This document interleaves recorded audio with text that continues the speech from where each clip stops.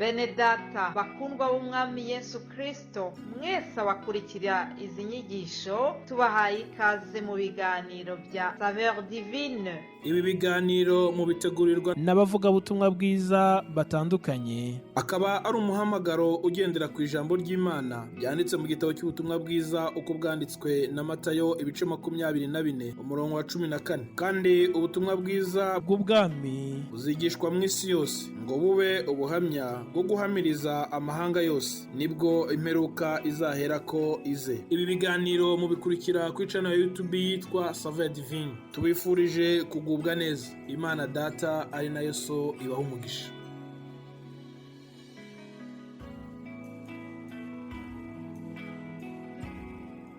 Ndabaramukije bakundwa b'umwami Yesu, ndabaramukije inshuti z'umusaraba. Ni mwene So MUTUYEMUNGU Jean Pierre ubaramutsa. Bifurije kandi umugisha w'Imana, nkwifurije kurindwa n'ishobora byose hagati muri ibi bihe biteye ubwoba bigoye, ariko Imana y'amahoro ibane n'umutima wawe kandi kurwanirire intambara utabasha kwirwanirira, kuneshereza ibyaha utabasha kunesha, ikingura ahakinze kandi ikingirana imigambi y'umubi ku buzima bwawe. Imana iguha umugisha. Shimiye abigisha batubanjirije muri iki cyumweru, nanjye ndaje kugira ngo dufatikanye gukomeza kuganira ijambo ry'Imana nk'umutsima utera imbaraga.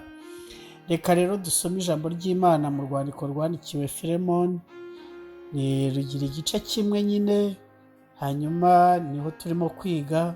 Tugeze rero kuri uyu murongo wa 15. Umurongo wa 15 uravuga ngo ahari icyatumye atandukanywa nawe igihe gito ni ukugira ngo muzabane iteka. Amen. Ahari icyatumye atandukanywa nawe igihe gito ni ukugira ngo muzabane, kandi noneho nimubana muzabane iteka. Imana ihimbazwe. Bene data, inshuti z'umusaraba, turashaka kuganira kuri iri jambo ryitwa kubana iteka. Kubana iteka. Nk'uko mubizi, iyi minsi yacu turimo ni ibihe bibi, ni ibihe by'imperuka, nk'uko Paul yabyandikiye Timoteyo mu rwandiko rwa 2 mu bice byaho 3, amubwira ngo umenye ko mu bihe bizaza, mu bihe by'imperuka hazaza ibihe birushya. Avuga imiterere y'abantu barimo, aravuga ngo ni abantu bazaba bikunda, ni abantu bazaba ari ibyigenge, ni abantu bazaba batumvira, birema ibice, ni abantu bagoye, imibanire yabo izaba igoranye kugeza no ku rwego ngo bazaba badakunda n'ababo. Bazaba badakunda n'ababo. Iyo bavuze kudakunda ababo, ni ukudakunda umugore we, ni ukudakunda umwana, ni ukudakunda umugabo we, ni ukudakunda ababyeyi bamubyara, ni ukudakunda imiryango, ni ukudakunda itorero, ni ukudakunda igihugu, ni ukudakunda. Hazaba harimo abantu bagoye badakunda, bikunda, bikunda, bakunda ibibanezeza aho gukunda Imana. Ariko Bibiliya iravuga ngo abo ujye ubatera umugongo. Yesu nawe yavuze ijambo rikomeye, avuga ibizaranga iminsi y'imperuka, ubwo yavugaga iby'inzara, avuga iby'impuha z'intambara n'intambara, avuga ibizabaho. Yaravuze ngo kandi kubera ko ubugome buzagwira, urukundo rwa benshi ruzakonja. Kubera ko ubugome buzagwira, urukundo rwa benshi ruzakonja. Ibyo rero biri mu bintu bitumye duhagurukira kuvuga ijambo ry'Imana rivuga ngo icyatumye hari atandukanywa nawe ni ukugira ngo ahari muzabana iteka. Kubana iteka niryo jambo tuganira, kubana karamata. Mu masezerano turahira abashakanye habamo ijambo rivuga kubana karamata. Nzabana nawe akaramata. Kubana akaramata. Niyo abantu baganira bo ubwabo batarajya no kurahira imbere y'itorero n'abantu benshi, nabo ubwabo barabiganira, nzagukunda iteka. ariko kubera iki ibi bintu birimo kunanirana kandi cyane muri ibi bihe ahantu birimo bigoranira ni hehe?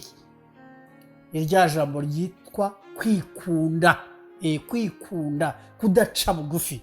Kimwe mu bintu rero Paul yandikiye uyu mugabo witwa Firemo, aramwandikiye aramubwira ati sinshaka ko hari na kimwe wakora ku bw'agahato, bikorana umutima ukunze. Abigisha babanza barabisobanuye uyu Firemo uwo ari we n'uyu mwana witwa Onesime uwo ari we. Yari yaramuhemukiye kandi ari umugaragu we, bituma ajyanwa muri gereza. Ahahurira na Paulo amubwiriza ubutumwa bwiza. Amaze kumubwiriza ubutumwa bwiza, birumvikana ko yari yarateye ikibazo kwa shebuja, na shebuja amufiteho ikibazo. None kandi uyu mwana agiye kurangiza igihano. Paul arifuza ko uyu mwana atagenda ngo abe inzererezi, kabone n'ubwo yakoze ibyaha, ariko none yarihannye, agomba kubabarirwa. Aratumaho shebuja wa Onesime uyu Firemo, akamubwira ngo ndagushimye kuko dusanzwe dufatanya.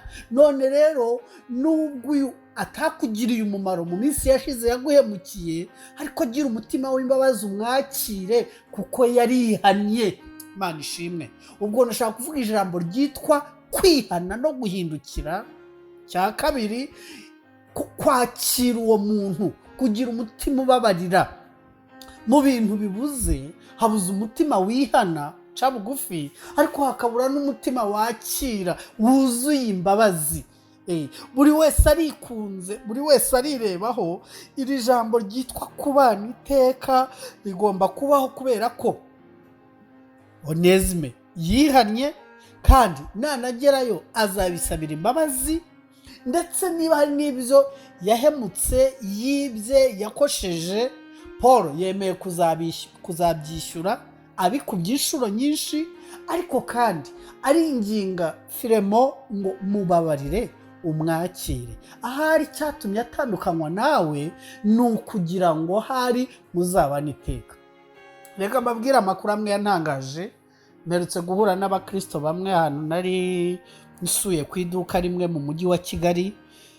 Hanyuma abahazi ni hafi y'ahahoze urusengero rw'inkuru nziza, hafi y'ahari banki ya Beka. Noneho ndahanyura mbasuhuza bari bene data. Mpageze mpakura amakuru yanejeje.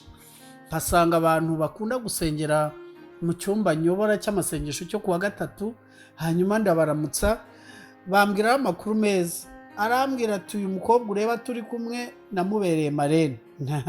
Numva biranejeje. Arambwira atari kuba amakuru meza ngufitiye, ati mu minsi ishize yari yaradivorushije n'umugabo we. Baradivorusa, baratandukana mu mategeko, barananirana. Atariko aje gusenga, ibintu byanejeje. Aje gusenga, agira umutima wo kubabarira no kwihana. Na mbere hose bari abakristo, ariko bongera gusenga bahura n'ijambo ry'Imana. Nuko ngo haciye imyaka nk'ibiri baratandukanye rwose, imitima yabo hamwe n'umwuka wera no guca bugufi byongera gutuma bongera gufata icyemezo cyo kongera kubana. Ndamubaza ni se barongeye barasezerana? Barongera barubaka, ubu barabanye. Ibyo bintu byaranyigishije, ibyo bintu byanteye umunezero. Menya ko ijambo ry'Imana, menya ko umwuka wera afite imbaraga yo gutsinda umutima. Mbaza uwo mukobwa mwiza, ndamubaza nti nese ubundi wabonye icyo mwapfaga ari iki? Muri make arambwira ati ubundi se haba hari iki gikomeye abantu bapfa, ko gusa abantu baba bapfa inarijye, njyewe romwa ni njyewe. Ariko iyo umuntu yamaze kurekura kamere, ashobora kubana n'undi iteka. Mbifurije kubana iteka. Icya kabiri, mbifurije kuzabana na Yesu akaramata. Imana y'amahoro ibanezeze, Imana y'amahoro ibahe umugisha mu izina rya Yesu Kristo. Amen.